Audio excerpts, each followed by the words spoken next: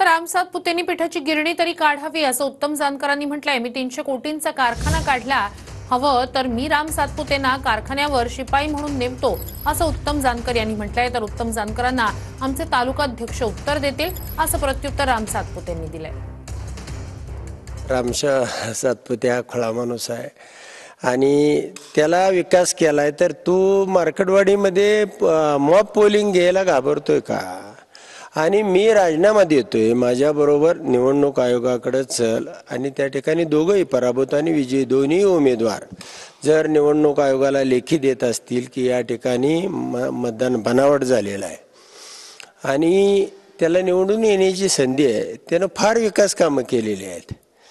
आणि राहिला विषय साखर कारखान्याचा, एखादी पिठाची चक्की काढ, उत्तम जानकरनं तो 300 कोटीचा कारखाना काढलाय आणि चालू आहे, पाहिजे तर तुला शिपाई म्हणून त्या कारखान्याच्या गेटवर नेमतो। उत्तम जानकर नाही, हा मोहिते पाटलांचा माज आहे। या ठिकाणी ज्या पद्धतीने मोहिते पाटलाच्या गुंडांनी आज मार्केटवाडीतील ग्रामस्थाला धमक्या दिल्या, उत्तम जानकर काय बोलतात त्याला उत्तर आमचे तालुका अध्यक्ष देतील। उत्तम जानकर हा प्यादा आहे, मास्टरमाइंड हे रणजितसिंह मोहिते पाटील आहे। आजच्या मार्केटवाडी प्रकरणाचा मास्टरमाइंड हा रणजितसिंह मोहिते पाटील आहे। त्यामुळे रणजितसिंह मोहिते पाटलाला येत्या काळामध्ये भारतीय जनता पार्टी माळशिरस तालुक्यातला कार्यकर्ता, महायुतीचा कार्यकर्ता त्यांना ज्या भाषेत उत्तर पाहिजे त्या भाषेत उत्तर द्यायला तयार आहे।